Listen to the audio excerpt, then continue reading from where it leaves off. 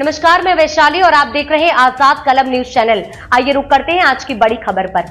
भगवान कृष्ण और गीता ने कैसे की मनु भाकर की ओलंपिक मेडल जीतने में मदद, ये जानिए इनसाइड स्टोरी। मनु भाकर ने पेरिस ओलंपिक में महिलाओं की 10 metre air pistol shooting final में भारत के लिए पहला कांस्य पदक जीतकर इतिहास रच दिया है।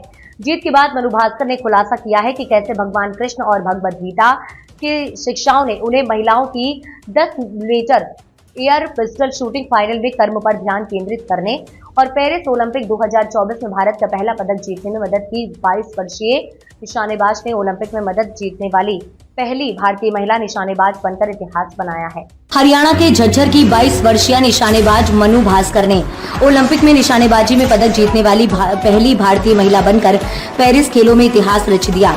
चैटू रॉक से शूटिंग सेंटर में 221 दशमलव के स्कोर के साथ भाकर फाइनल में तीसरे स्थान पर रही। अपना पहला ओलंपिक पदक जीतने के बाद बोलते हुए मनु भाकर ने बताया कि कैसे भगवान कृष्ण और भगवद गीता से मिली शिक्षाओं ने उन्हें फाइनल में अपनी घबराहट को शांत करने और पेरिस खेलों में अपने देश के लिए पहला पदक जीतने में मदद की है।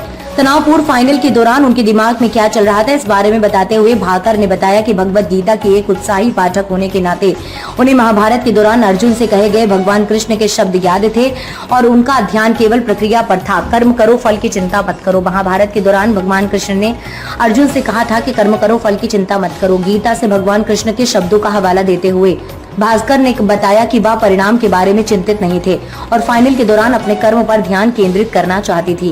उन्होंने कहा कि श्री कृष्ण ने अर्जुन से जो कहा था कि कर्म पर ध्यान दो, फल की चिंता नहीं करो, उस समय में केवल यही सोच रही थी कि और यही किया। मनु ने खुलासा किया कि पेरिस खेलों में भारत के लिए पहला पदक जीतना उनके लिए एक आश्वास्तिक एहसास था और उन्होंने ओलंपिक से पहले पूरी शूटिंग टुकड़ी की कड़ी मेहनत की सराहना की। 22 वर्षीय ने कहा कि उन्हें अपने प्रयास पर गर्व है और उन्होंने फाइनल में अपने अंतिम शॉट तक अपना सर्वश्रेष्ठ दिया ताकि ये सुनिश्चित हो सके कि वह शीर्ष 3 से बाहर ना हो। महाभारत युद्ध शुरू होने से ठीक पहले भगवान श्री कृष्ण ने पांडव पुत्र अर्जुन को कुरुक्षेत्र युद्ध भूमि के बीच में उपदेश दिया था। श्री कृष्ण का अर्जुन को दिया गया उपदेश श्रीमद् भागवत गीता नाम से प्रसिद्ध है।